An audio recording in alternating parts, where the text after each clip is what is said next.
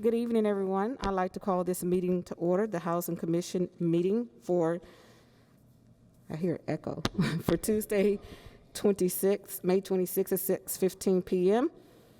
If we can all please stand for the Pledge of Allegiance.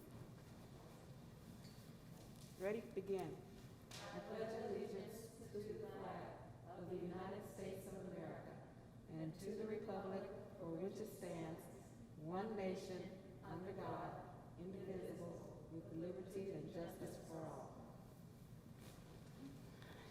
Thank you so very much. At this time, can we please have a roll call? Yes, Chair Williams.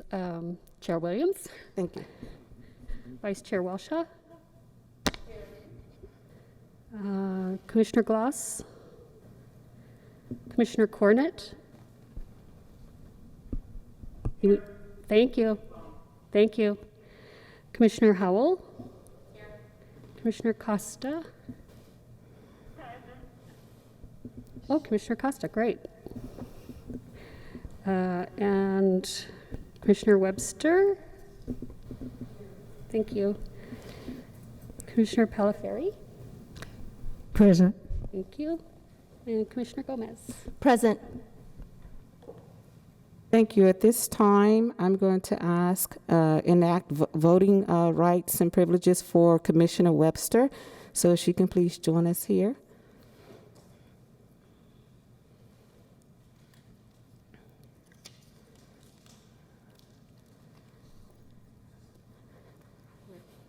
Right there. Thank you.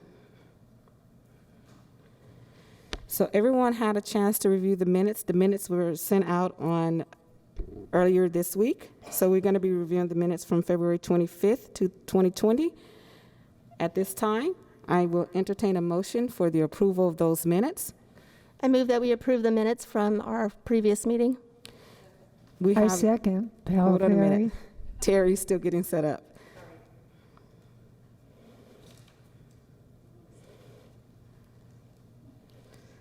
So it has been properly motioned by Commissioner Gomez and second by Vice Chair Walshaw. Do we have any abstentions at this time?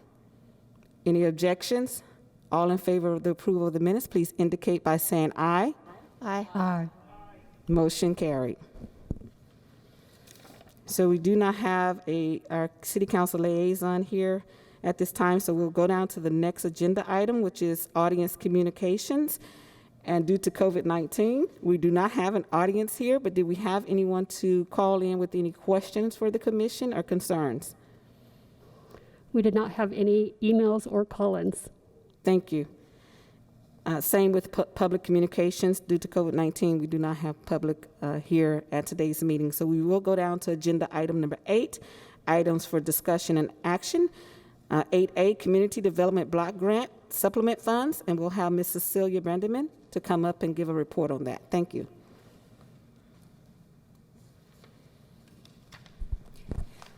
Good evening, Commissioner Williams and Commissioners.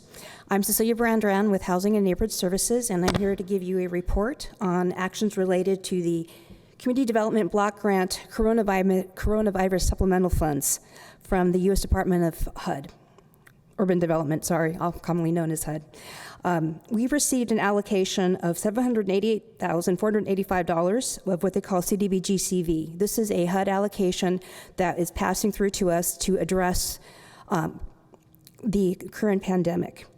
And so as part of this process, HUD has understood that we need to do a lot of things in a new format, in a new way, and they've provided various waivers that kind of eliminate some of their normal processes.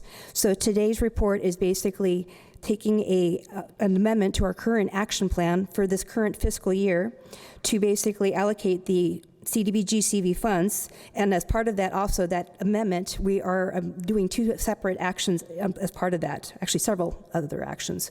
One is amending our citizen participation plan that was incorporated into this. Normally, as you probably recall, we usually have a 30-day comment period. HUD has identified that we need to move these quickly, and they changed it to 5, and they're allowing us to take amendments to our participation plan concurrently with this action. So that's the other item that's being done.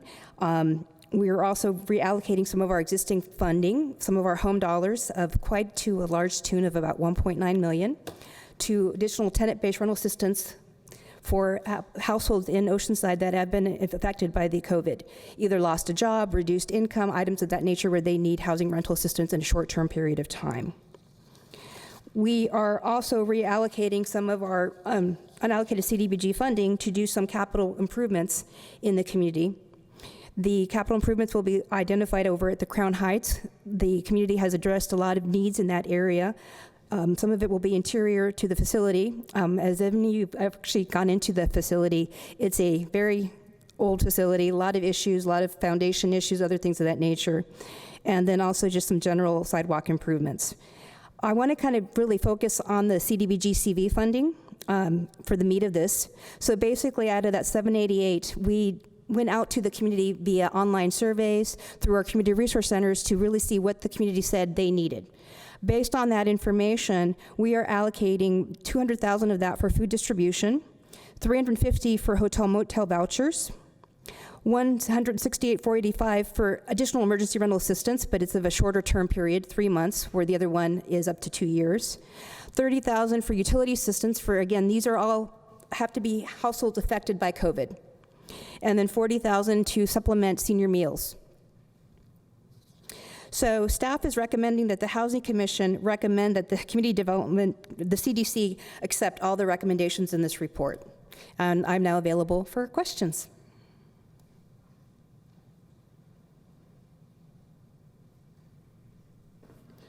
Okay, thank you so much for your report. Do we have any questions at this time?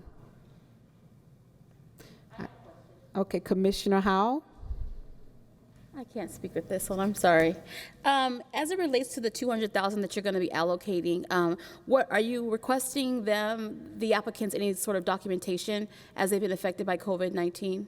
Yes, they will be required to provide documentation, either showing the job loss or something of that nature in that time frame of the COVID pandemic. Okay. So that'll be part of the requirement for the funds, because we have to document to HUD that it is a valid one. Or if they were self-employed and they closed, something of the nature, they can do self-statements. Okay, and this is for anyone in the city of Oceanside that's been affected by COVID-19? Correct. And how would they be able to find out about this information?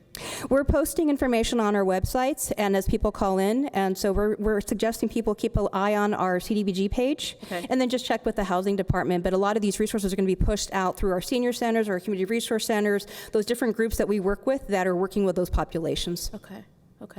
I only ask because a lot of individuals are still embarrassed about losing their job, and they are not, they're not at those establishments you're speaking of. They're just regular individuals that have fallen on hard times because of COVID-19. We already received some calls from people in related circumstances, so it's definitely a trying time. Right, okay, thank you. Thank you. So for the sake of this report, can you define households affected by COVID? Households evicted by COVID are either someone that has in the family has reduced hours from employment from pre-COVID to post-COVID. That affects the household's income. Lost a position of a job or something, can't pay their rent because of COVID impacts, where they're having to figure out where their limited income is going to. So they need to be able to show that somehow or other they have had a financial impact and need the assistance. And that's for utility assistance and for senior meals. Everything related to the $788,000 allocation, yes. Okay, wonderful. Those all require COVID connection. The other allocations do not. They're just supplemental. Okay, thank you. Do we have any other questions for Cecilia for her report? I have another question. Commissioner Howell. Does this also apply to individuals that have mortgages? This particular program, the emergency rental assistance could potentially apply to households that have had mortgage. Okay. Depends on how we finish writing it up and what the demonstrated need is. Okay. Thank you. You're welcome. Any other questions? So here we have a recommendation that's coming from staff, and in this recommendation we have 1, 2, 3, 4, 5, 6. Are you going to speak to all 6 items, or are you just going to speak to that one? I can speak to all the items. The recommendations are basically accepting the funds of the $788,485, approving our substantial amendment that was presented to you, Approving the modifications to our participation plan as part of this action, authorizing the city manager to submit this plan, authorizing the city manager to sign and execute all required forms, and then allowing the neighborhood services director to sign any additional subrecipient agreements related to these actions. Okay, so for the Housing Commission, we received these forms in enough time to have been able to review the forms. So in your reviewing of the forms, do you have any questions about any of the bullet points that she just presented to the Housing Commission? Okay, so we're going to go ahead on and make a recommendation that we approve this as a group as opposed to individual, because we don't have any other questions at this time. Okay, so at this time, I will entertain a motion that we approve the Housing Commission Community Development Block Grant that Cecilia is presenting to us, which is accepting the Community Development Block Grant, the $788,485 for what they would like to spend that grant on. Also to approve the substantial amendment to the 2019-2020 Annual Action Plan, to approve the modifications to the Citizen Participation Plan, authorize our city manager to submit the Annual Action Plan, authorize the city manager to actually sign and execute the required forms, and authorize the Neighborhood Services Director to sign the agreements with sub-receipts. I will entertain a motion. I'd like to make that motion. I move that the Housing Commission recommend that the CDC adopt all of the bullet points that you just addressed without going through the entire exhaustive list. Thank you. It has been properly motioned. Do we have a second at this time? I'll second it. Okay, it has been properly motioned by Chair Gomez and second by Chair Commissioner Howell and Commissioner Gomez. Do we have any abstentions at this time? Any objections? All in favor, please indicate by saying aye. Aye. Aye. And carried. Thank you so much. Thank you. So we're going to move down to our next agenda item, which is the election of chair and vice chair. So according to our annual bylaws, we select a chair and a vice chair annually for the position. So at this time, we'll start with the chair. I will entertain any recommendations now for the chair of the Housing Commission. If anyone would like to nominate someone to be the chair, now's the time to nominate. I would like to nominate Inez Williams. Okay, we have one nomination for Inez Williams as chair. Do we have any other nominations for chair? I would like to nominate Inez Williams for chair as well. Is anyone going to run against Inez Williams for chair? No one wants the job, okay.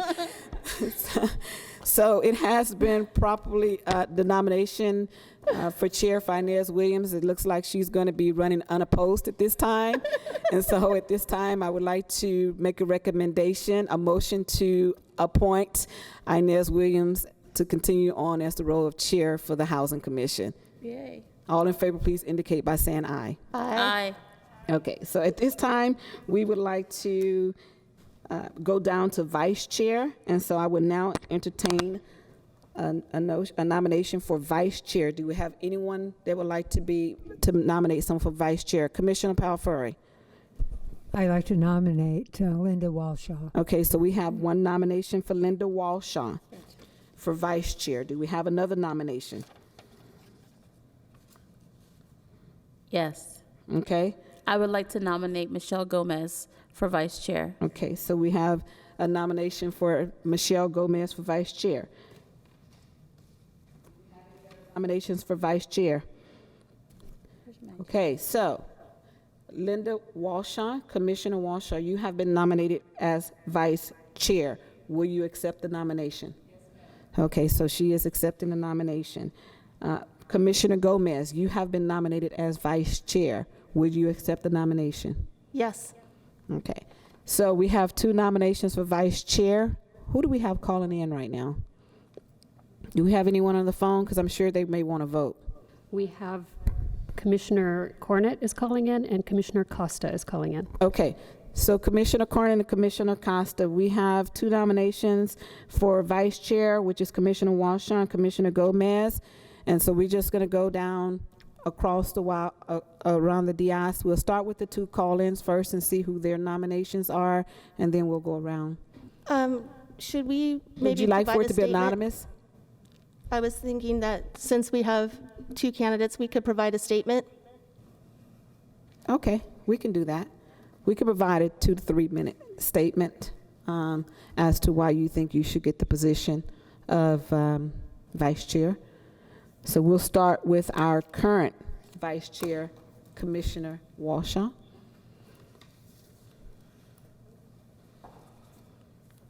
Good evening, everybody.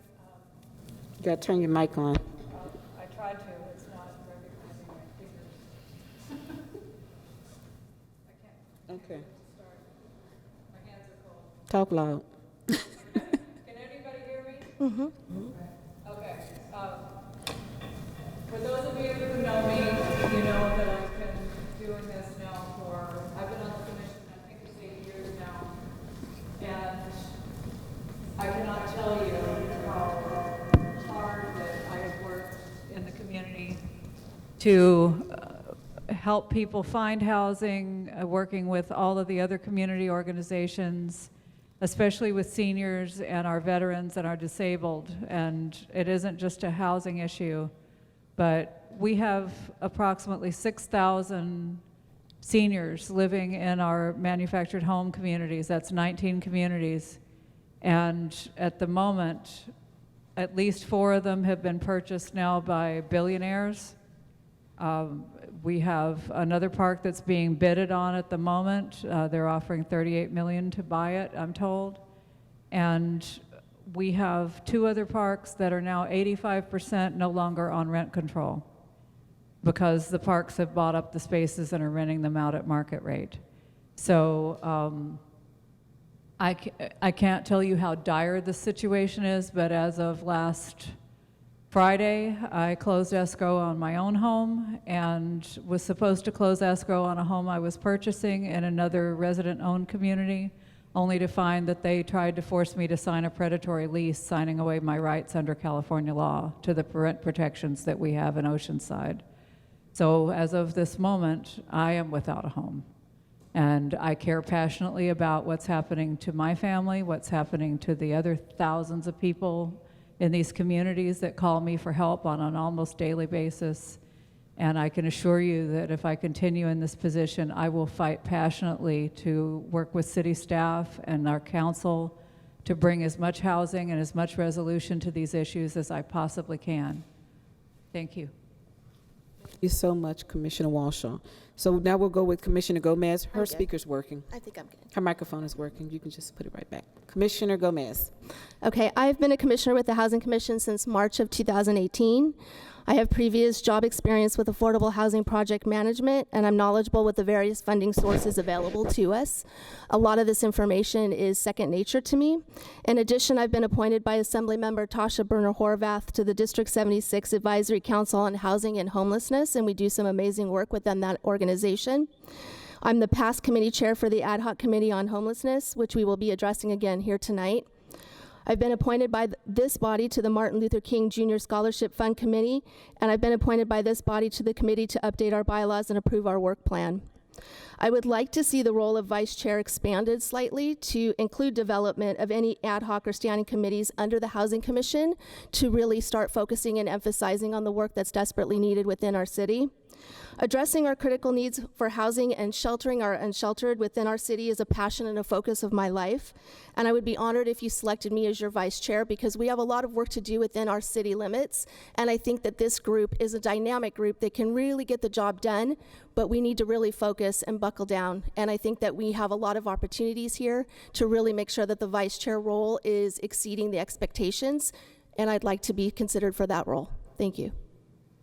Thank you so much, Commissioner Gomez. And so it looks like we have 7 voting members, so I'll only have to vote if we have a tie. So at this time, we will go with the 2 call-ins to see who their vote for Housing Commission Vice Chair will be. So Commissioner Eileen Costa. Thank you. Commissioner Larry Cornett. Thank you very much. Commissioner Gomez. Thank you very much. Commissioner Walshaw. Commissioner Howell. Commissioner Webster. Commissioner Gomez. What is the total that we have now, Ms. Winters? Commissioner Palfari? We are tied. Oh, wow. We are not tied. What is the total now? It is 1, 2, 3, 4 Walshaw, 3 Gomez. Okay, so the Housing Commissioner Vice Chair will be, again, Commissioner Linda Walshaw. Thank you.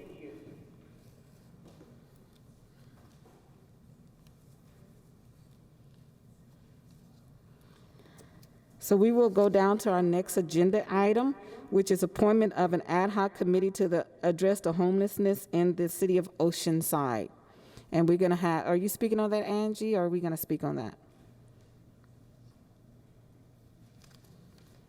So we'll have Miss Angie Hannafin speak on that. Is this gonna always make an echo out here? Because the speaker's right here. It's echoing. Chair Williams and the Thank you. members of the commission, I will just let you take the lead on that. If you need any guidance about the process, please let me know. We did receive some guidance from the city attorney regarding committees. And committees are to be comprised of persons that are on the commission of commissioners. I think it was handled a little bit differently last time this was set up. You can certainly consult with the public regarding any issues that you have, and it also needs to be a public noticed meeting for an ad hoc committee if you are inviting members of the public.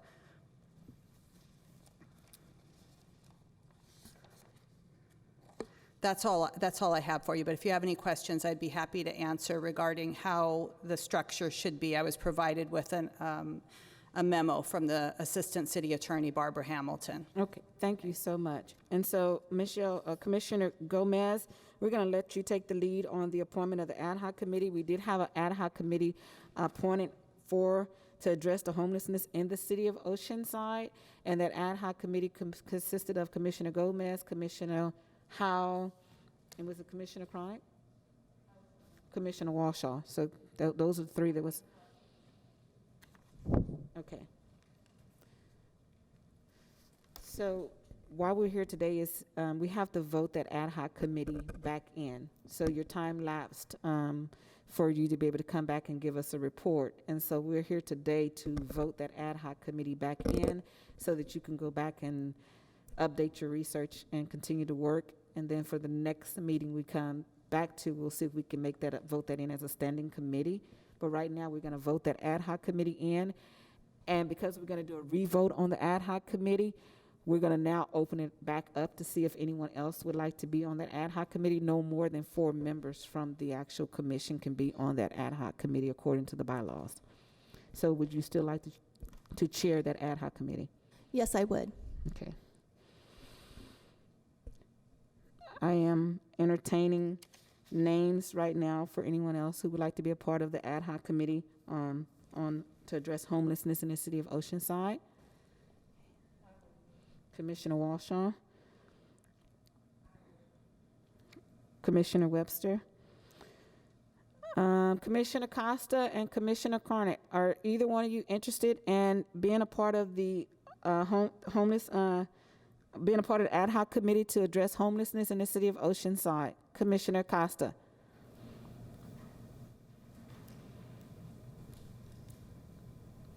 Is she talking? She's calling in. Did she hang up? Okay, Commissioner Larry Cornett, are you interested in being on the ad hoc committee to address homelessness in the city of Oceanside? Oh. Somebody keeps muting and unmuting. I'm trying to keep them unmuted. Well, it keeps popping up. They're popping in and out? Okay. Commissioner Williams, I'm on that list, correct? We're opening them back up. You have to read. Add me, please. Huh? I would like to be added. Okay. Okay. So that makes 5 people that want to be added. Oh. So that, So that actually gives us 4, and I don't think we can exceed that due to the Brown Act. Yeah. We can't, but Commissioner Palfari had her hand up first. Okay, they keep muting and unmuting by themselves. Whoops.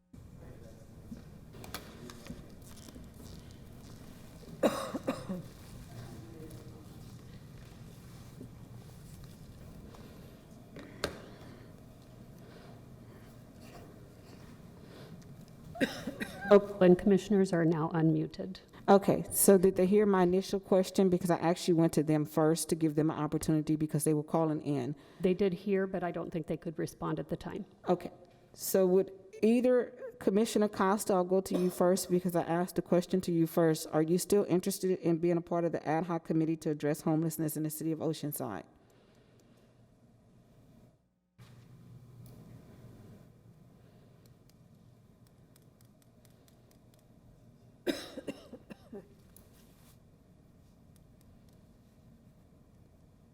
So it looks like we're having some technical difficulties. So we're going to table this to the June 23rd meeting. And Terry, if we can send out an email to all of the commissioners, because we want to make sure that we do this fair. So we can send out an email to all of the commissioners to see what their interest is. I would have hated for someone to call in and have wanted to be a part of this, and they did not get a chance because we were having technical difficulties. Thank you so much. So we're going to table this to the June 23rd meeting. We'll go down to our next item, agenda item for discussion and information. We're going to talk about the 2025 analysis of impediments to fair housing choice. Cecilia Brandeman, back up. Thank you. Thank you, Chair Williams and Commissioners. I'm back to you again to talk about our 2020-2025 analysis of impediments. Every 5 years, we have to do a review of our fair housing. We need to complete an analysis of impediments to fair housing, take any actions on identified impediments, and maintain fair housing records and affirmatively further fair housing within Oceanside in the region. In San Diego, since 2005, we have been doing this as a region. And so we're part of a regional team. All the cities, participating cities, are part of this process. And we also are part of a collaboration called the San Diego Regional Alliance for Fair Housing, CIDRAF. You might have attended some of the conferences, I know some of you have, or information related to that. We have the City of San Diego being the lead agent for this year's analysis of impediments. And we had then contracted out through the City of San Diego with Veronica Tam and Associates to do our analysis of impediments. She has done the past 2 what we call AIs, and so she's very familiar with a lot of our regional concerns in San Diego. I attached for you Chapter 7 of our analysis of impediments, or Chapter 7 of the actual fair housing plan that was developed.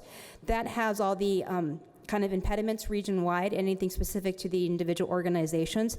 The full analysis of impediments can be found on our website if you go under the fair housing page, but it's over a couple of 100 pages, so I didn't want to print that out for everybody and kill quite a few trees. So I thought I would just focus today on the regional impediments. And so they haven't really changed a whole lot, unfortunately. A lot of it still has to do with lending and credit counseling issues that Hispanics and Blacks continue to be underrepresented. That's an ongoing one. Overconcentration of housing choice vouchers. That is not so much an issue in Oceanside. The Housing Authority has done great work to try to do a lot of kind of deconcentration, but certain areas of the county do have impacts related to that. Another one is housing options. Impediments for housing choices for people with special needs or persons with disabilities limited. Enforcement activities are limited for fair housing compliance. We do continue to do a lot of outreach and education regionally and also within the community as well. There are racial segregation and linguistic isolation issues, not so much specific in Oceanside, but there is some of that, so other communities have more concerns. When you go to the end of this, you'll kind of see what the jurisdiction-specific impediments, and you'll see that all of ours, and really all of the county, are more or less related to our planning. A lot of A lot of planning documents changed, came into effect this year, so we all have to play catch-up now in terms of the next cycle of that item. So a lot of our issues are related to density bonus, accessory dwelling units, capacity and parking standards, transitional supportive housing, and farm worker employee housing. So that will be addressed through the Planning Commission and the updated plan that they will be submitting to the state for approvals. And we will continue to do our education and outreach about fair housing and that it's everybody's right to have fair housing in the community and region-wide. I'm available for any specific questions. Thank you so much. This was for informational only. There's nothing for us to vote on here, but does anyone have any questions right now for Ms. Cecilia? Thank you. We will now go to our next agenda item, which is an update on actions and programs addressing homelessness in the city of Oceanside. So if we can have Salvador Roman come up. Sal?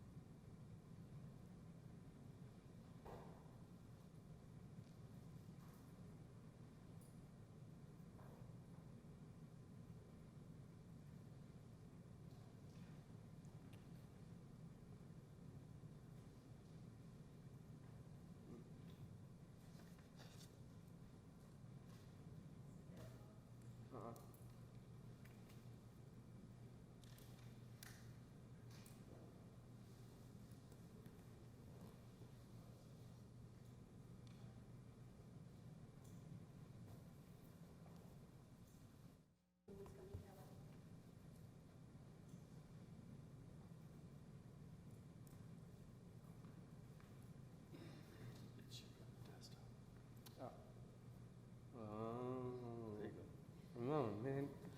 Why you gotta make it hard? Commissioner Williams, how's it commissioning? I don't know if you guys hear an echo. Am I the only one that's... Oh, thank God. Oh, let me go full screen. Okay, so good evening. I will be providing an update on our homeless programs for the Neighborhood Services Department. And let's see, do I use the one thing I do want to highlight in the overview is the last two items I will actually not be going over. I forgot to take them out. That's a presentation that the housing administrator will cover. Just to go over HEAP again, for those that weren't here for the last Housing Commission meeting, the HEAP is Homeless Emergency Aid Program funding. That was one-time grant state funding, $218,000 and some change. And the money that we got, we used for providing social workers for the homeless outreach team and one additional social worker for the housing authority. We also have the licensed clinical outreach manager who is our licensed provider, and it also partly covered my position. So I kind of wanted to give an update on the work that the social workers have been doing. I know it's a little bit blurry at the bottom, but essentially what I wanted to highlight is all the care coordination and housing navigation that the social workers do when they are providing services to the homeless. The data collected was from August 1st through April 30th, 2020. So this is all the work that they're doing when they're out in the streets to when they are in the housing authority getting into permanent housing. So these are the clinical interventions. This is the data that we collect when we are assessing the efficacy of our programs. Now, when we're looking at services provided, these are all the services that they've provided thus far when we've collected data. We are still in the collection data phase for the amount, and I can provide the amount of services provided for each team in the next meeting if desired. As you can see, we provide a plethora of services, and it goes from information only to actual referrals and ultimately to permanent housing. The next thing I want to talk about is our bridge housing. We originally, through Measure X funds, had planned for 12 beds, but due to COVID protocols, we had to limit the amount of beds to 6 to comply with the congregate shelter protocols. We currently have 5 active clients, and 67% of the clients that have entered into our Oceanside Bridge housing have entered into permanent housing, whether it be through a voucher or other programs. A new program that we have that's in response to our to COVID-19 is the expansion of our bridge programming. We call this the Oceanside Bridge Motel program. This allows us to, in lieu of what's going on, expand services and serve even more Oceanside residents that are experiencing homelessness. The focus of this program is to work with residents that are high risk or families with minors or dependent adult children. Currently, there are 12 units that are being used out of the 15 that we have reserved, and 16 individuals are being served at the Motel program. Now, this program is designed so that while we have the resources to provide shelter, we are actively searching for a permanent solution.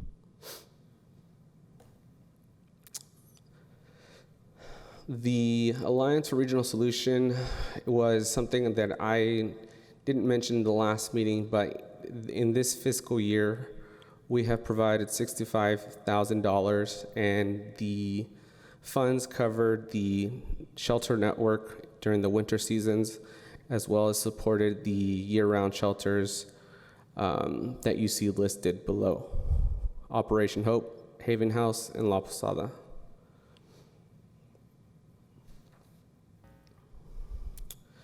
Now, the voucher programs, there are various different programs, and at the end I will provide a document that goes into more detail about each program.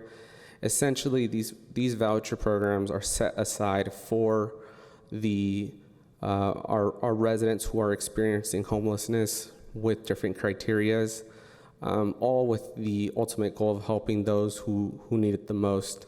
They range from vets to families to those who are chronically homeless, as well as seniors. There's one that I'm missing. And people with permanent disabilities. So those are our target populations. There's different criteria that meet different vouchers, but essentially we have designated a large amount of vouchers focused on addressing homelessness with different criteria, but focusing on those who need it the most. Our sobering services contract, I brought this up on our last meeting, and it was going up for council, but we still are at a shortfall of $165,000. We are currently seeking alternative funding. Right now, we're looking at county supervisors' office, fee recovery options, and other grant opportunities. Staff anticipate that the contract will be presented to City Council in the next coming months.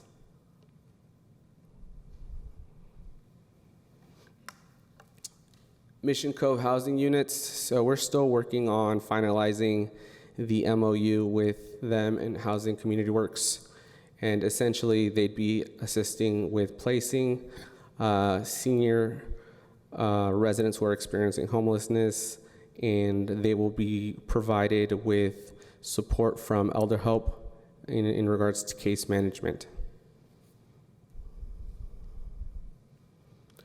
Our homeless prevention and intervention programs, this is something that I really want to highlight because in the next coming months, this is where a lot of our work that we do is going to be really important because as from what's happening right now, we see a huge need for prevention dollars, those who will need help with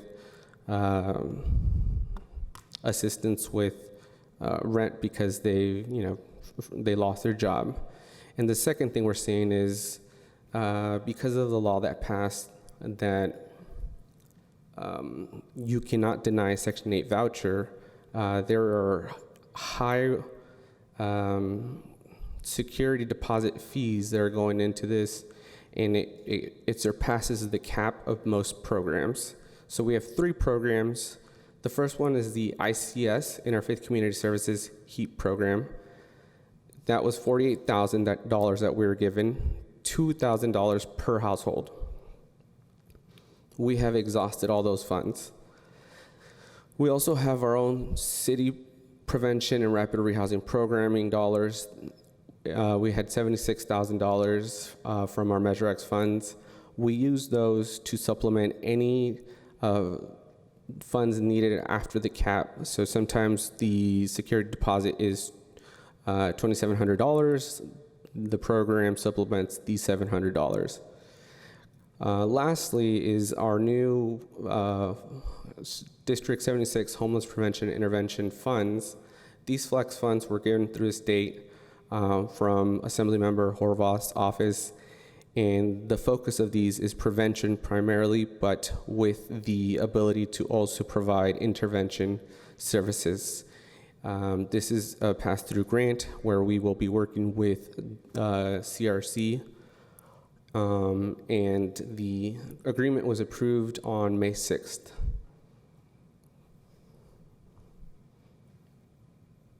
Lastly, I really wanted to address a common question that we get, and that question is if you see someone out there or if you're seeking for a contact for any of the services or programs that I talked about, who do you contact, or how can they be reached?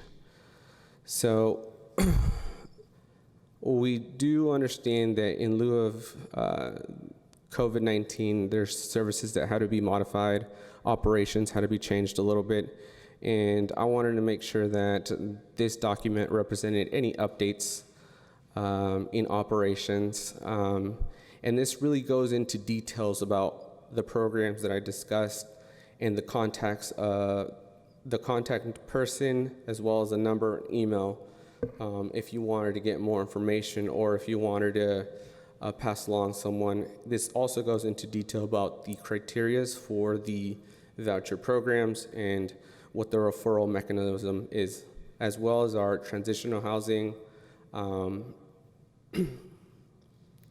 I also wanted to add, right now, what seems to be really important for our homeless population is resources. So because things closed down, public areas closed down, they've been limited to what they can access, and the Neighborhood Services Department really pushed for our community resource centers to stay open so that they have somewhere to access a computer, internet, be able to print, be able to charge their phones, because these are all things that they need in order for them to move into permanent housing or to work their way to be self-sufficient. So this is a crucial resource that they've been utilizing a lot lately, and we push for these 3 centers to stay open. They've obviously gone under modified operations, and I've highlighted that. I also update this sheet regularly, and I know that the information is constantly developing, but this will always be up to date. And I believe that is all I got. Yep. I will entertain any questions that you guys have. Thank you, Sal. Do we have any questions for the commissioner? Commissioner Gomez. Yes, thank you for your presentation, Mr. Roman. We are lacking an emergency shelter here in Oceanside, and my question is, how are we addressing that concern? Do we have a nonprofit that's in place or anyone that's helping us to address this? Because as we all know that, it's a critical time, and not having an emergency shelter is really harming our population. Agreed. We see the need, and I'll let Angie answer more into it, but essentially what we're doing is looking into the system and how we can work it into our existing programming, but she can go into more detail about the answers for the emergency shelter. Thank you. Thank you for your presentation. Thank you, Commissioner Gomez and members of the commission. What was provided to you in addition to the report from Sal, or an update that Sal provided, was a memo that was completed by our city manager that addresses some of the things that are happening, that have happened since we last met. It's all of the things that have happened since we last met. It feels like could have happened within 2 years, but it happened in this very constrained time frame. At our last meeting, I had mentioned that the city was going to be holding a workshop on homelessness, and the COVID pandemic hit just before that, so that was canceled. So the city manager had been planning to go to the council about this, and at their March 25th meeting, staff was directed, as mentioned in this memo, to look into an emergency shelter operation. So that's been happening in the backdrop since the last time we met. So that is a direction that the city is moving forward to and plans on bringing that to the council. One more question. Has a nonprofit or an agency been identified to help us in solidifying that emergency shelter? No, they have not. Where we are right now is that the school district site is a maybe right now, is something the city is looking at. Something else that I'll be bringing back at the next meeting is there's some state funding that we may be able to use, staff is recommending that we use for operations. So the plan would be to go out for RFP to find an operator. That's the plan that staff is recommending. Thank you. And one final question. Do we know when we go out for RFP and selecting that provider, if that provider is going to be somebody that's regulated by Housing First? The funding that we're looking at, the answer is yes. It's some new funding that's come down from the state, which we'll be discussing at our next meeting, permanent local housing allocation.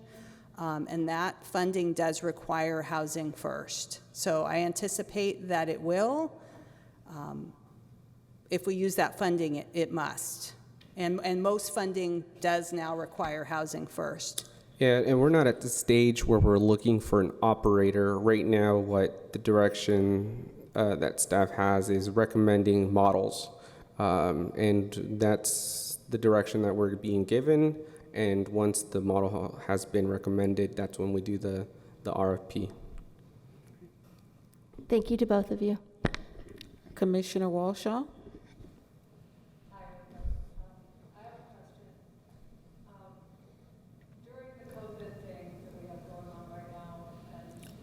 Even being homeless for a few hours in the day or whatever, what I've noticed or what I've seen with people is with the closing of retail establishments and restaurants and coffee shops, where I assume people used to go in and use the restrooms or wash their hands. As far as I can tell, there are no public restrooms available to them now.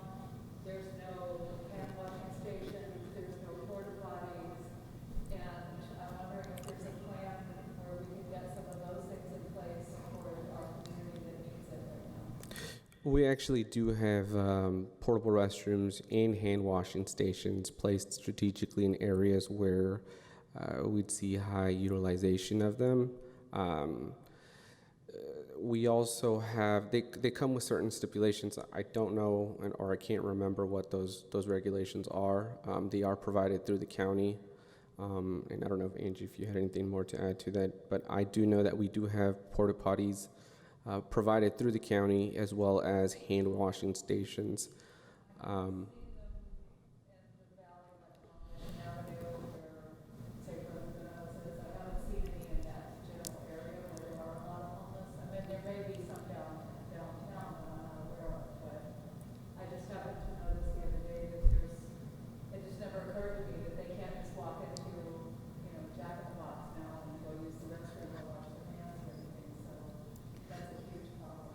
Commissioner Walshaw, the county has definitely provided hand washing stations as well as restrooms. I do not know the exact amount. I get a report daily that lists all of those, and I'm not exactly sure where they are. Have you seen a map of where they're located, Sal? Yes, I have. I just know that there's certain regulations that don't allow them to be within a certain distance of a already existing service provider. So with the mindset that there's going to be already services there, they're supposed to be placed strategically in areas where like the canyon, and areas where it'd be harder to access a restroom. But we saw and recognized that public areas were closed off, and that's why I mentioned and I emphasized the community resource centers. The county provided porta potties as well as the washing stations and protective gear, gloves, hand sanitizers. So they've been really good about providing the resources. If there's a spot that you recommend, we can always discuss that.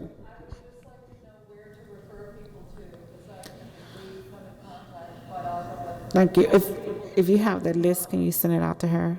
Okay, he's going to send out the list to you that he's received in a report. May I ask one quick question? Yes, Commissioner Walshaw. I got a notice from planning that there was an agenda item regarding the purchase of the property where Bread of Life is located. Is there a plan to relocate Bread of Life, and if so, do we know to where? Commissioner Walshaw, the information that staff has received is that Bread of Life will be, I've just lost my train of thought on what organization they're going to be pairing up with. Do you remember, Sal? It's an organization based out of San Diego and a shelter system that's based out of San Diego. They're planning on merging their operations, and they likely will relocate from there. I'm sure it'll come to me, but it's not Father Joe's. It's one of the rescue mission, San Diego Rescue Mission. I knew that would come to me. So they are now partnering with San Diego Rescue Mission and plan on working with that organization. That's what I know right now.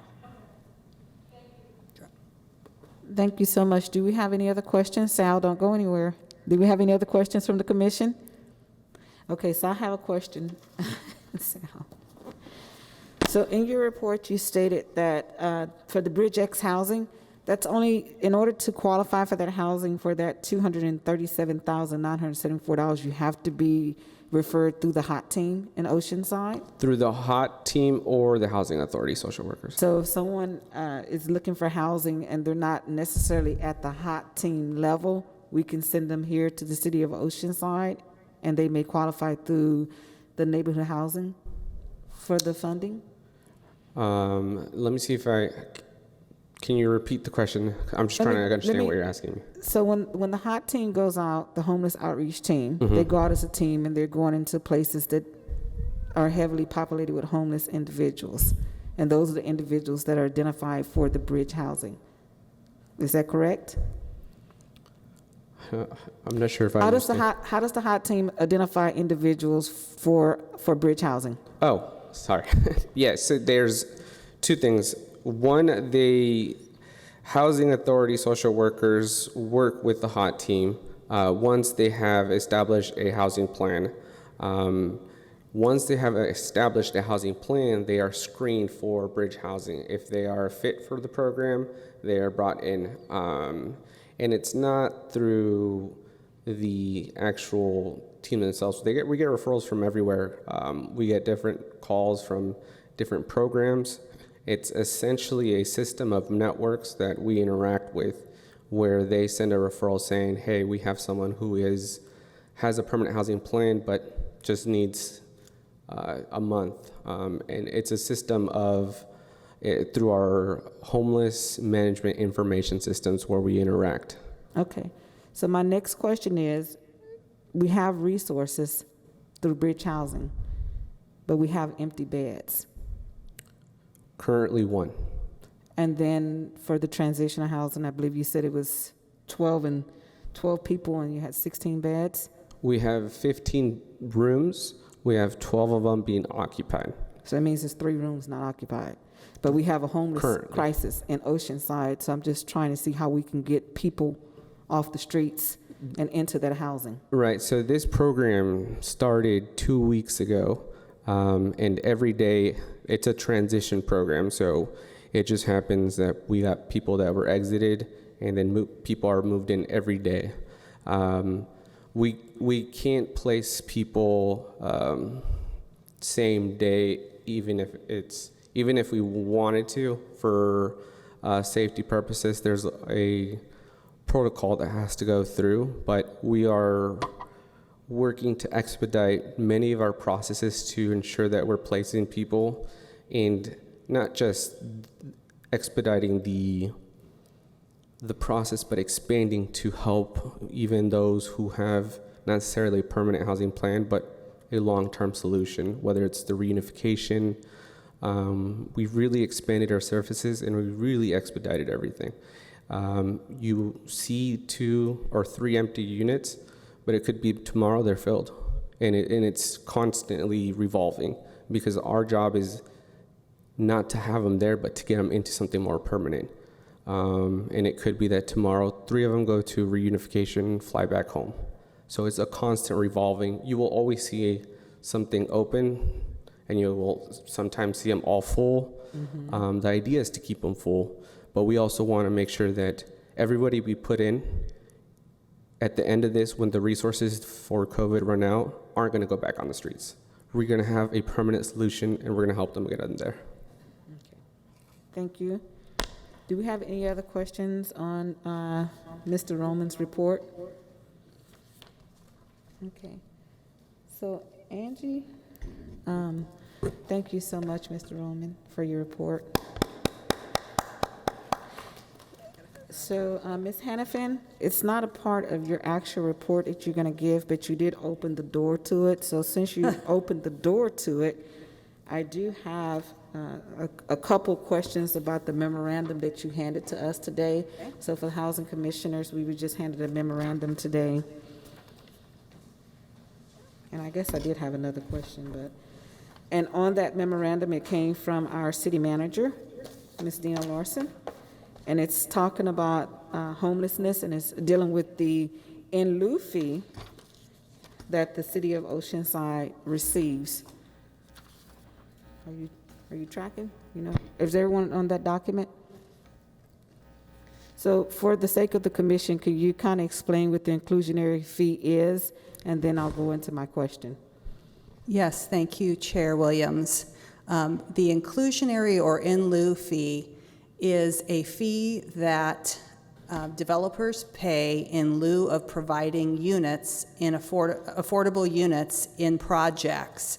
The inclusionary rule requires, or the city policy requires, that developers provide 10% of their units for affordable housing. They can provide that on-site, possibly off-site, or they can pay this inclusionary fee, which is updated every year. And the idea is that they pay a fee that would be enough for us to develop, the city to develop affordable housing. So funds have been built up over the years. These funds have been used, they were used for Mission Cove and other affordable housing projects. It's a city policy, not a state, federal, or federal policy. So there is wide discretion in how it's used, and it's pretty broad when you read the policy. The main characterization for these fees or these funds are that they are to assist low and moderate income households with housing. Thank you, and I understand that the city council would like to use some of the in lieu fees that has been designated and set aside for affordable housing. Most of you here know about the Mission Cove project that was paid for in part with in lieu fee, inclusionary fees from the builders when they came into the city of Oceanside. Is 288 units of affordable housing. And so according to the report that was just handed to us, they would like to use some of the inclusionary housing fees to purchase Ocean Shores High School, or the old Ocean Shores High School. I understand there's some talks going in place now with OUSD about purchasing that for temporary shelters. So my question is, do you know of any other jurisdictions that have used their inclusionary housing fee for a shelter or transition or bridge housing? Chair Williams, I am not aware of any other jurisdictions, but not all jurisdictions have inclusionary fees. Mm-hmm. So, because my concern is once they use the inclusionary housing fees to go and purchase, this is temporary. It's not a loan. It's just taking the money that's in the bank that has been set aside for affordable housing, and it's taking that money and purchasing something that's going to be temporary, and we're not going to get a return on investment, and we're not going to get that money back. Chair Williams, the proposal, I just want to clarify that this has not gone to council. This is a memo that was sent to the council from the city manager with this recommendation, or that it was being studied, would be to purchase property. So that would be an asset that the city would still have potentially, would have the asset if it was no longer needed. It's not proposed that these funds would be used for operating expenses, which those would be, once spent, gone. So it's just a proposal, so therefore we could make some recommendations to the proposal that the city manager is making? Chair Williams, I suppose you could. To my knowledge, this is not scheduled to go before the council yet. At their March 25th meeting, they did direct staff to, I don't have the exact words, but to review and bring back a proposal regarding emergency shelter. Mm-hmm. So it was recognized by the council that this is a critical need, but the Housing Commission absolutely can provide any recommendations. Well, let me put this back on you. Are you able to draft the RFP and bring it back to the commission for input and review? Can staff do that for us? An RFP, I'm sorry, I don't understand. An RFP for? For us to bring back to review for your proposal so we can have some say in what you're going to be proposing. Absolutely. If there is an RFP going forward, we could bring it back to the commission as an advisory board to the council. Okay. Yeah, we would like to take a look at that. And was that the only proposal that you guys had, that staff came up with for? Was that the only proposal that staff came up with to purchase Ocean Shores High School? Did you look at other proposals that may have been? I'm not aware of any other proposals for an emergency shelter. Okay. And I guess let me just clarify in terms of what you mean by an RFP. Mm-hmm. The RFP would be for purchase of a property, or? The purchase of a property, yes. Okay. Yes. I will have to run that by our director and the city manager. So, but we certainly would keep you informed along the way if that direction was chosen. Okay. Just concerned because, you know, affordable housing is a part of what this commission does, and we look for projects to be able to have affordable housing. And so when you start looking at taking inclusionary fees, it was, it was written very broad. I'll give you that. I was actually here when they wrote that, and I never thought that it would come back to this day to where we'd have to say, oh my gosh, we left that door wide open, but we left the door wide open when it was actually written. And so, yeah, so because we did not specify that the inclusionary housing fee could not be used for transitional housing or bridge housing, Bridge X housing, then we kind of left that door open, but certainly would like to take a look at it as we move forward and as they begin to have more conversations about it. Because if there's anywhere else they can get the money from, I would prefer for them to take the money from that as opposed from taking it from inclusionary housing fees. Thank you, Chair Williams. I will bring back some additional information at our next meeting if there is additional directions. I'm not sure that an RFP would be issued for this. Okay. We certainly do intend to issue an RFP for a shelter operator. Okay. Okay, that works for me. Anybody else have any other questions on this topic or anything else? Commissioner Walshaw, and then we'll go to Commissioner Howell.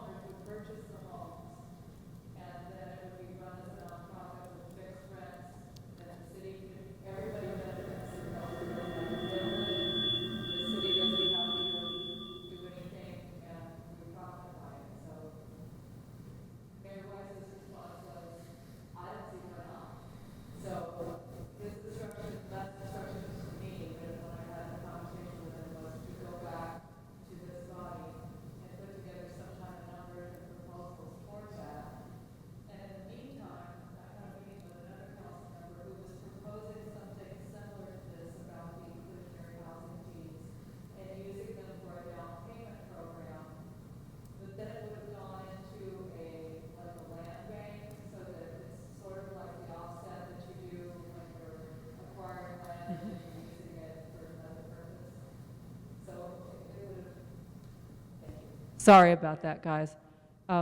Anyway, it would have, when we crunched the numbers and sat there with napkins and wrote out all the numbers, even with the down payment program that they were proposing, the payments to the homeowner that would benefit by it would have still been $1,800 to $1,900 a month. And they would have had to match whatever fees were proposed. And for all the seniors I know on fixed incomes, that doesn't work. I mean, that's more than they get on their retirement or their veterans benefits or their disability or their Social Security. So with such a large percentage of our population being seniors, I have a real concern about using our inclusionary fees for anything that isn't affordable housing and then doesn't immediately address the problem. So I'm just putting that out there in case anybody wants to work with me on coming up with that idea.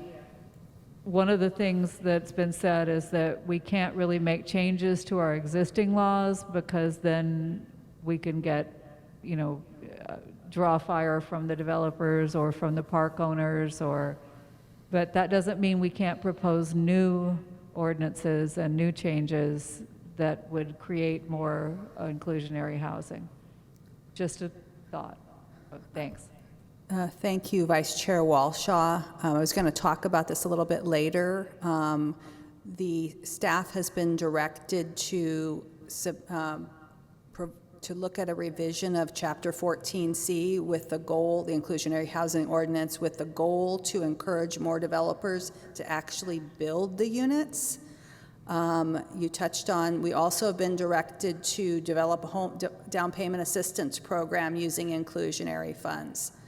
So those are two things we will be bringing back to you at the June meeting, and we welcome any suggestions that you have. To be quite frank, we receive a lot of calls from developers, and there's a lot of people that could easily use that money, nonprofits, and there's a lot of people that are developers and other persons that could use that money. And the ordinance is very broad. One of the things that was said to me by our former Mayor Wood was that when you're talking about developers and these in lieu fees and the affordable units they're required to build, ask them what's affordable. If they're building townhomes that are $550,000 and up, to them a unit worth $350,000 is affordable under their building standards, but that's not affordable to the majority of the people that need housing. So I have kind of a concern about that. I think we need housing on a much broader scale that will impact the people that are working minimum wage jobs, that are seniors, that are veterans. I mean, there's an awful lot of homeless people, as I'm sure you're well aware. Thank you, Commissioner Walshaw. Commissioner Howell. Yes, thank you, Chair Williams. I just wanted to piggyback on what Chair Inez and Vice Chair Walshaw was saying as it relates to affordability and accessibility when it comes to the units, is that, well, how much is the ELU fee? How much is that fee? It changes from year to year. It's based on market rate. So where are we at right now? I can tell you what it is right now. It's for any projects that are 3 or more units and rental and for sale. It's $1,000 per project and $100 per unit. And then it's $8.22 per square foot of livable space, So I just talked to someone who's developing 4 units, and it's going to be ballpark $60-some thousand for those 4 units that they'll be paying. The reason why I asked that question is maybe the fee is too low to where the builders are coming in and they're assessing that it's, they have a goal in mind of not building affordable housing, having that maxed out price to get that NOI at the end of what they're doing. So why don't we increase the fee or have some sort of consideration when it comes to that, to whereas we are not making it look so pretty for the builder to come in and just pay the fee, instead of, we can have more affordable housing, as Inez and Linda was speaking of earlier. Commissioner Howell, that is actually one of the suggestions that staff will likely be bringing forward to really incentivize those developers to actually build the units. Right. We had our first project via Astoria where the developer actually built an apartment complex. Last week, I believe it was last week, the council actually approved the Alta project, which will be down on Coast Highway, 309 units, and 26 of them will be very low income units under the density bonus program. So we're hoping to see more projects like that, that actually get built. Absolutely. Okay. Thank you so much, and that's actually good news because I've gone to task with builders about that in lieu fee being too low. Of course, they would prefer to pay the fee as opposed to build the apartment. Going back to the in lieu fee, what other resources are available to the city that the city has applied for other than just looking at this inclusionary housing fee? Did you guys look at any other resources? In terms of actually acquiring property for shelter? Yes. There are limited resources for that. Cecilia, are you still here? No, Cecilia left. She's my expert on CDBG and home. Okay. So those are very limited in terms of using those funds. There's not other funds that I'm aware of, but I can report back at the next meeting on that subject. Okay. Okay, so that wasn't actually on the agenda, but you did give us the information, and so we just had some questions. We're going to go back to, before we go back to the agenda, does any other commissioners have any other questions on this issue? Okay, so we're going to go back to our agenda item, and we're now at agenda item, looks like we're at agenda item 10, Housing Administrator's Report. Ms. Angie Hannafin, that's you.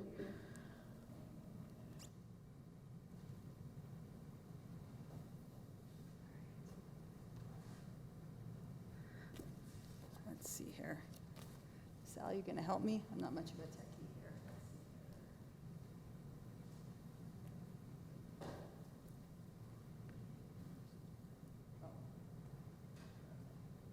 Just use this to click, right? Yeah, go right. Okay, go right. Chair Williams and members of the commission, I would like to clarify a couple of things before I get started with this presentation. In Sal's presentation regarding the sobering services, I wanted to clarify that actually there was adequate funding, including money that came through the Supervisor Desmond's office. That was actually brought to council, but it has been postponed because the site that McAllister Institute had located is no longer available. So it's my understanding that we'll be bringing that back to council when a site has been located. That money was identified in the Measure X budget, so that's been set aside. On Sal's report that he brought up on his last slide regarding the resources available, that information is on the city website. The front page of the city website has a lot of COVID-19 resources, and that's one of them. If you click through there, I'm not quite sure on which exact part, because there's a lot of information on the city website, but those resources are on there. Let's see. So Chair Williams had asked me to provide some information about resident protections and eviction moratorium. Many residents, as you know, are heavily impacted with COVID-19, and there's been some protections that have been put into place. Unfortunately, the ones with the state and the city are due to expire on May 31st. I'm not aware of any initiatives for those to continue.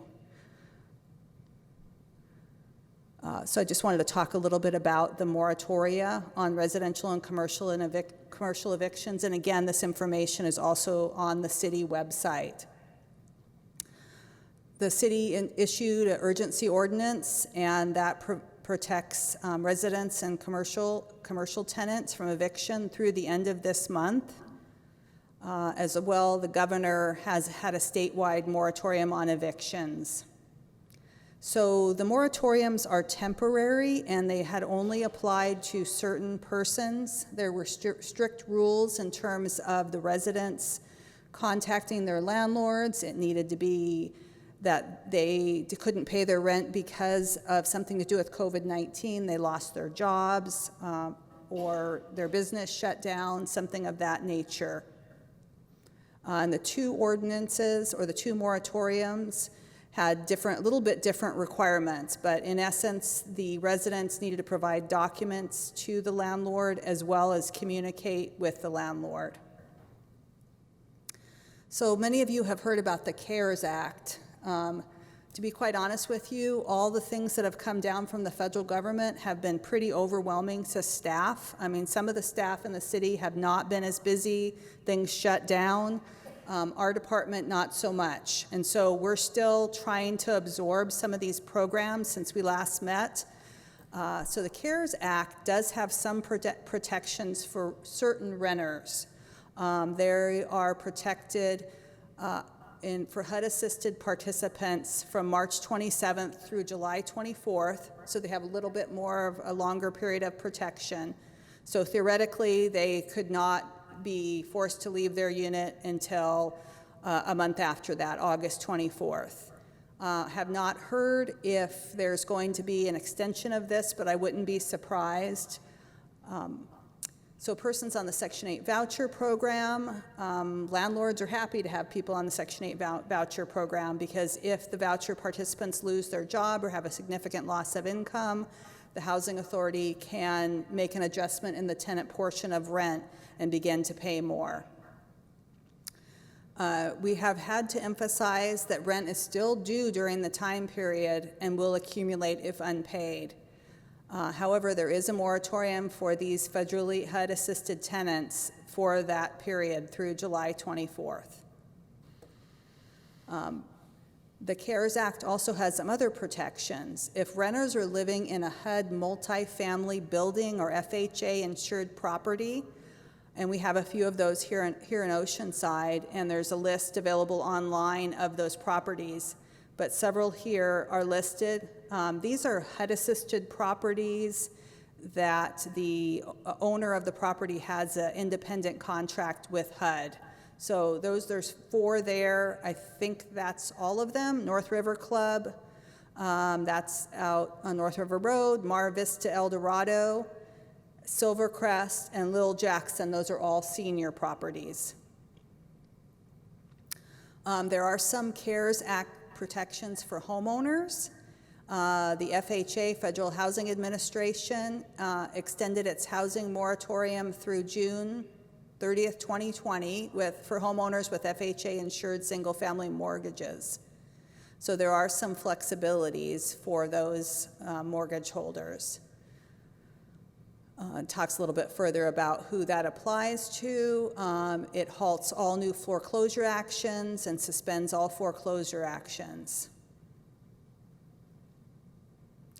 As I mentioned earlier, and I keep doing that, the city has a very robust amount of information on the front page of the city website, ci.oceanside.ca.us, and residents can sign up to receive updates.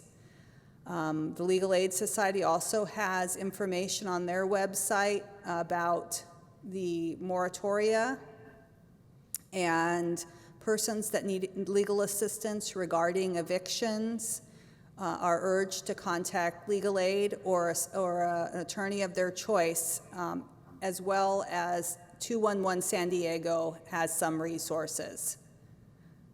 And then the state of California also has information on their website regarding mortgage payment relief.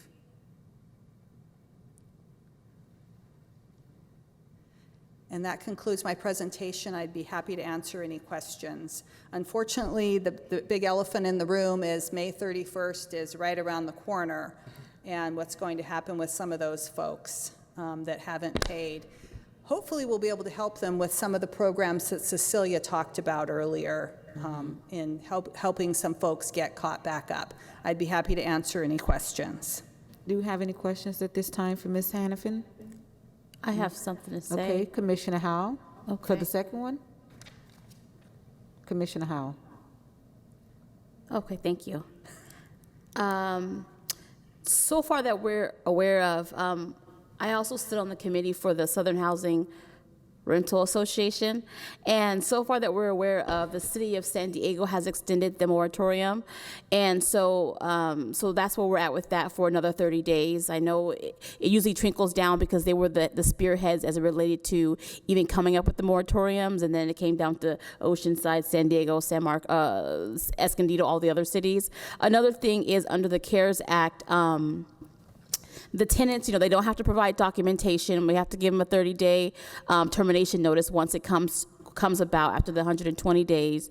And, all properties have to comply if they have federally funded loans. So, but we've been monitoring the stats, and especially if landlords or property management companies are members of the housing association, or even not, because we've been sending it out to everyone just to kind of get the stats on it. And pretty much 80% of the renters have been able to pay their rent. I know there's guidelines put in place as it relates to, us reaching out to them, letting them know that we are accepting payment arrangements, as well as the tenants reaching out to us and letting us know Go figure, a lot of the tenants did not reach out to us, but we did reach out to them saying, hey, you're obviously under financial hardship because you haven't paid your rent yet. We're incentivizing payment plans, whether it be waiving late fees, which we have to do, or just coming up with the payment plan. The other thing is, I just lost my train of thought.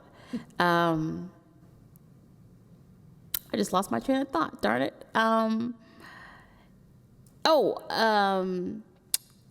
Not only that, is the individuals that do come up with the payment plans, they have been able to pay their payment plan by the end of the month. So from what we're seeing as trends is that people have been getting laid off work, but they do have some sort of savings put aside or some other EDD or some other assistance where they're able to pay their rent. And the ones that they don't, we're going to be pushing them out, not pushing them out, but giving them other resources to better assist them so we can keep them in their homes, because we do not want to evict them, because the courts are going to be burdened once this is lifted from the CARES Act for eviction. So just understand that. So, yeah. Thank you, Commissioner Howell. You're obviously have got your boots on the ground with dealing with these issues, and I know it's scary nights for people. Yes. Thank you. Do we have any other questions for Ms. Angie Hannafin? So, Angie, it looks like we kind of covered agenda items B and C. Do you have anything that you would like to add to what we already discussed earlier?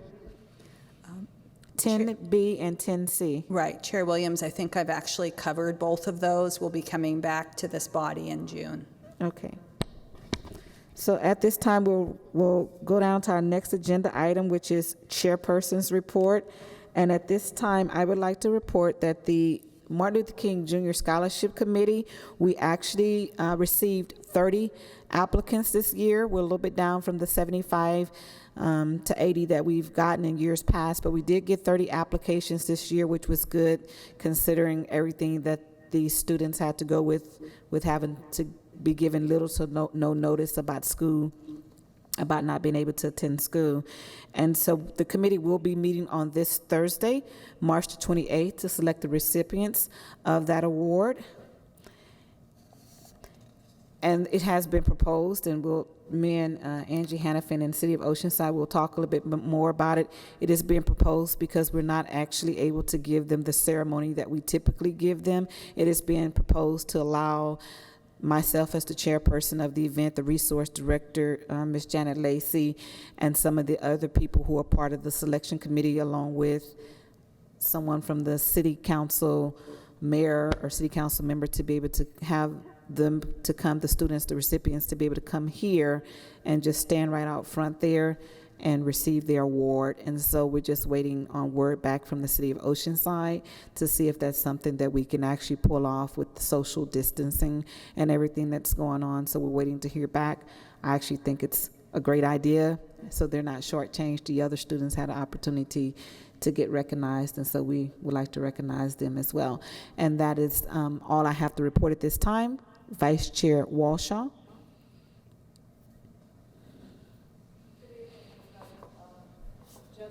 Mike. I think you can hear me. I hope so. Just to update some of the things that I was saying earlier about the manufactured home communities, and I'm sorry to keep stuck on that subject, but that's 6,000 people that call me almost every day. One of the things that I have seen change in the last year is that a lot of the parks are telling new buyers when they move in that they don't have rent control in their park. Now, this is another problem that we have. Even though we have an Oceanside law that pertains to all the parks, there's nothing to prevent a manager in a private office from telling somebody something different. The state law requires that if they tell them that they must sign a 10-year lease and give up their right to rent control, that they are required to also offer them a month-to-month tenancy. But if they don't, the only person that can remedy that situation is the homeowner who's been duped, and only once they find out they've been duped, and only through civil litigation, which is extremely expensive. Attorneys that specialize in this field of law cost around $850 an hour. So that's a huge problem. That's happening in several parks here in Oceanside, where when a new home buyer comes in, even if the space has been on rent control up to that point, this new buyer is told, you have to sign this lease, which is 37 pages long, and you have to sign it right now. The law for the state says they've got 30 days to have it reviewed by council, and they have all these other rights. But how would a new buyer know that?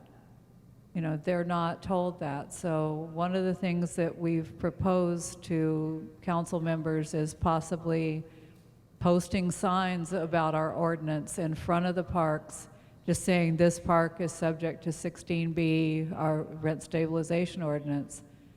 It's better than not having any teeth in the law at this point, but those tactics, and now I'm also seeing on a personal basis, even the resident-owned parks where you own a portion of the land or you own an equity share in the park, they're getting people moving into the parks, and attorneys believe that those are backed by developers or they're put there by park owners.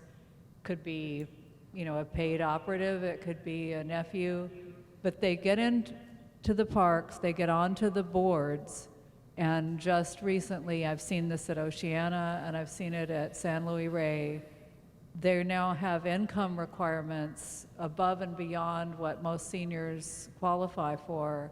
I got a newsletter from San Luis Rey recently that said they're going to require new home buyers to keep $100,000 in assets in the bank at all times. Now that's not feasible for most seniors, especially not people on Social Security. And it could be misinterpreted somehow by their board. But the other thing that they're doing is they've been sued by 33 homeowners over their no pet rule, and they lost all those cases, and yet they're still attempting to enforce it as new people move in, which is discouraging buyers. And some of the houses that have been for sale have now been for sale for over a year. So we're seeing these different tactics that are blocking home sales, preventing seniors from getting into housing. And any of you can go on any of the realty sites with the MLS listings, Zillow or Trulia or Redfin or any of those. And if you enter a ceiling of $250,000 and just search Oceanside, Vista, surrounding communities, the only things that are going to come up are manufactured homes. And these are, for the most part, in parks that are already in trouble. So we have to do something to provide housing for these people that are being pushed out. Thank you. Thank you so much, Vice Chair Walshaw. Commissioner Palafori, do you have a report at this time? Yes, good evening. I do not have a formal report. I can just say that I've been calling or writing schedule-wise different, particularly older people. Bring your mic up, people son. that live alone. And Speak into the mic. oh, I thought it was. Thank you. I'm saying I have lists of different people that are alone and or have different situations that make them unhappy. And I'm just using that like an adventure to make people laugh, either on paper or the phone. Thank you so much, Commissioner Palafari. At this time, Commissioner Gomez, do you have a report? Yes, first I'd like to congratulate Chair Williams and Vice Chair Walshaw for continuing in their roles as Chair and Vice Chair. Thank you. Additionally, I'd like to get some clarification on the ad hoc committee. Have we established that ad hoc committee and we're just looking to decide who's going to be on that committee from this commission, this body, or are we doing all of that at the next meeting? So we tabled that to the next meeting. So at the next meeting, we're going to come back together and select that actual committee. So just to be clear, the committee has been reestablished. We just haven't selected the body. Yes. Thank you for clarifying. Is there any room to put on the next agenda to discuss making that a standing committee rather than an ad hoc committee? Yes, we can. I'd like to make that request for the next meeting. Okay, we'll make sure it's on the agenda. Thank you, and I look forward to continuing to chair that ad hoc committee, hopefully becoming a standing committee. Thank you. Thank you. Commissioner Howell, do you have anything to report at this time? I have a question. I just want to report something really quickly. Question for you, Vice Chair Linda. Yeah, as it relates to the mobile home park and what's going on with the seniors and them having to find other places to live if they can or if they cannot, are we able to, question for you, to invite them to come and speak as it relates to the bad practices that you're mentioning? So before we have Vice Chair Walshaw answer, I'm going to ask Angie Hannafin from the City of Oceanside to come up and answer that question. Thank you, Angie. Got it. I apologize. Can you repeat the question, Chair? It seems to me like these issues around mobile home parks and seniors being taken advantage of have been going on for a long time, based on what I've been hearing since I've been here.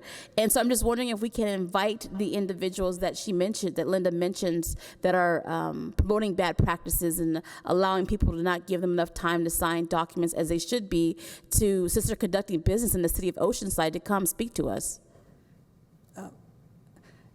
Commissioner Howell, are you talking about the residents that are being mistreated, or the or the park owners, management? Whoever is involved in what Linda's mentioning, whether it be the park owners, the individuals who's being taken advantage of, the tenants, the owners of the mobile park, and the developers or the PM companies, whoever she's mentioning. So from my understanding, the City of Oceanside, that's private property. Okay. And so that's the hard part when you're talking about mobile homes and you're saying, why don't the City of Oceanside do something? Right. She's coming month after month after month after month. Right. Because the City of Oceanside doesn't own that property. That's private property. Since I was trying to get Ms. Angie to speak to that a little bit more. Right. I get it. It's private property. But are we still able to invite them to get their side of the story? So, Commissioner Howell, I will check with our attorney, but I often get calls. I get some of these calls, and Linda and I are in contact. Right. And in general, it is a civil issue. The city would not interact. I'm just trying to understand how this commission would be involved in that matter. I think I can clarify a little bit for what you're asking. One of the things that I do is I chair an organization called the Mobile Home Advisory Committee. And so if the city gets a call about a civil issue like that, they can't answer it because it's not a city issue. They can't get involved in a civil legal matter. What I do as a legal assistant is I network with the 5 major firms in the area that do nothing but mobile home law. So if I get a call like that, I can refer them immediately to legal counsel. And a lot of our attorneys, including our district attorneys, on the things that cross over into illegal financial abuse. One of the things we're trying to work on, and we've had group meetings with the San Diego lawyers and with the DAs on these issues, is to come up with a system to process this information and to gather information. And they've been working with us to create form letters that homeowners can use to fight these issues themselves at little or no cost. And then additionally, we have confidential resources that I can only give to the homeowner. And if they're willing to be a reporting witness on their own behalf, then law enforcement can sometimes step in and intervene. it depends on what it is. But yes, this is happening not just here in Oceanside. This is happening statewide, nationwide. If you Google mobile home park evictions, you'll get 1,000 news articles easily about this. A billionaire named Sam Zell, who owns all the Tribune newspapers and Wrigley Field and the Chicago Cubs baseball team, bought 300 parks in California and then set about financially evicting the seniors from those parks. And we have predatory owners that are here now, and who knows what their agenda is. As one of the senior partners of the law firms put it, we can speculate all we want to about what's going to happen, but whether it's going to happen 5 years from now, 5 days from now, or this Tuesday, we don't know. The park owner will be the last person to tell us that. So yes, the homeowners do report them. They report them to Angie, they report them to me, and we report them to the appropriate authorities. I call everybody from Adult Protective Services to the DAs and everybody in between on these issues. It depends on each individual situation. So we're doing everything we can do.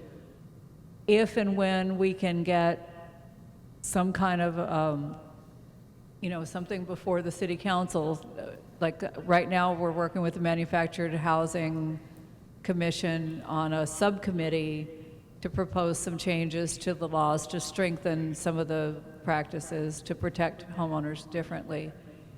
We're doing everything that I know can be done, and I've talked to our city attorney many times on these issues. So yes, we could invite people to come, and they have come and spoken. I mean, you can go and look at what they spoke about in 2012. There was one meeting where there was 100 veterans present. There was another one where there were 56 speakers from the mobile home parks. There's not anything the city can do with a private business. Right. But yes, with the code issues and the things like that, that's something that we're going to work toward to see if we can close some of those loopholes they're getting through. And maybe by posting signs on what people's rights are under our ordinance. But if anybody's got any other ideas, Lord knows we'd love to hear them. Well, I think that's good to hear, just because when we come to these meetings, I hear the stories and it breaks my heart because it sounds like individuals are being taken care of. So to now hear that you guys are actually trying to implement solutions, I think that helps my ears better, because at first all I was hearing was sad, and no problem solving. But now it sounds like you guys are trying to implement something, which is good, because I'm like, these poor people are being taken advantage of. Why can't they come and we speak? But I understand where you're coming from, as the legal issue and things like that with being private property. So that's good to hear. So I just, maybe moving forward, we could say the bad and the good. Yeah. So we can know what's going on. There's Okay. a lot of people out here that do care, and thank goodness for Angie. I mean, I don't know what we would have done without her and Marjorie all these years, but we do everything that we can do proactively. I mean, everything from fair housing to, private investigators have even been involved. And problem is with a lot of seniors is they don't want to be a reporting witness. They're scared to report because they have to live there. Yeah. So we offer the resources, we can present them to them. Whether they choose to avail themselves of it and do the right thing is another thing altogether. Okay. But there's a lot of people that do care about this. All right. And thank you for asking. You're welcome. Commissioner Webster?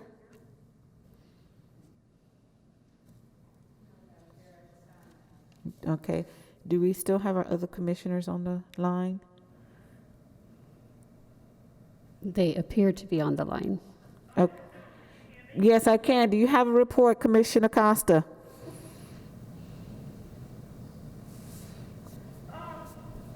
Basically, I've been kind of shut down as quarantine, but I did get a telephone call. Okay.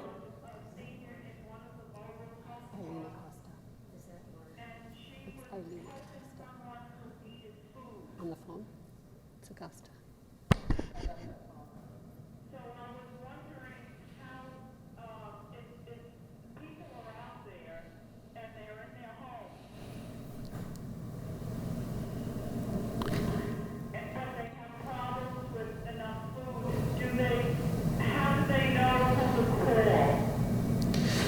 Commissioner Costa, does she still have problems with food? Did you guys take care of her? Okay. Okay, so Linda said that that they did take care of it, but the city does have resources available. I would say contact the city for resources, and if you know anybody personally who needs food, you have my phone number. You can contact me as well. Chair Williams, there is a significant amount, again, on the website, including food distribution information on the city website. Linda's aware of that. Commissioner Walshaw. Yeah. Okay, is that your report? No, the citizens might not be able to understand or may not have a computer. Well, we send out email blasts to all of our contacts. Or we don't have a work computer. Yeah. Well, that's always been a problem. There's 2,500 homes just in these communities. Staff would be absolutely willing to mail documents out. I know we could be happy to do that. One thing on the food issue that I do want to mention is that one of the biggest problems we've had in the senior communities is the food is supposed to be for those who are food short and food, without Insecurity. resources. And the first people in line are some of our upstanding community members that have resources and money, and they show up and take 2 or 3 meals apiece.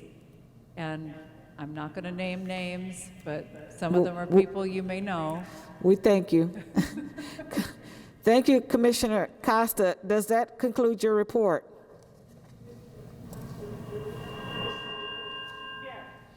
Thank you. Commissioner Cronic, are you on the line? I am. Do you, Can you hear me? yes, we can. Do you have a report at this time? Very quickly, just want to remind people that as things open up and we get past this first stage of the pandemic, it's only a first stage.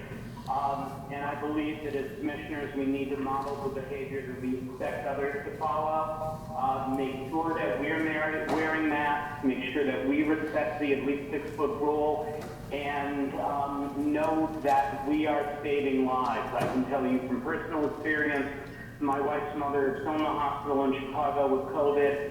I just connected with very good friends of our family whose father passed away from COVID-19. So this is nothing to turn, you should pardon the pun, our nose up at. It is something that we need to take seriously, and as we open up, even more mindful of our senior community, of our homeless community, of our vulnerable communities, that what we're actually doing by wearing masks is protecting them. And that's the end of my report. Thank you so much for your report. At this time, if we have no further business to conduct, I would like to adjourn tonight's meeting to June 23rd, 2020 at 6:50. Pardon, Chair Williams. Sorry to interrupt you, but when Commissioner Gomez was providing a report, it sounded as if that you thought there was an action taken to establish the ad hoc committee, and I'm not certain that a vote was ever taken. So I'd like to clarify that because that will be on the next agenda. Is that correct, Terry? So the ad hoc committee, we're going to do the ad hoc committee on homelessness. We established a committee, but we did not establish the members. Okay. We tabled the members Okay, because we there was a could vote not- on that? Okay, I'm sorry if I wasn't, no, there was not a vote. There was no vote to establish the committee. Okay, we'll put it back on the agenda for next, and we'll establish the committee and the members. Yes, and just to clarify, what was asked of me was to send out an email because we lost connection with the online. And I asked her to send out an email. Because we lost connection with the other folks. Okay. I just wanted to clarify that no action was taken. Yeah. Yeah. I did ask her to send out an email to everyone, but that was to establish the members. But then we didn't take a vote on that either. So we will just put it back on the agenda for next Table it. month for the June 23rd meeting. Perfect. And at that time, we will establish the committee as well as the members of the committee. Great. I have a quick question for clarifying. Since there was no action taken tonight, will this be put on the agenda at the next meeting for ad hoc or standing? It's going to have to be for, well, we can actually do both.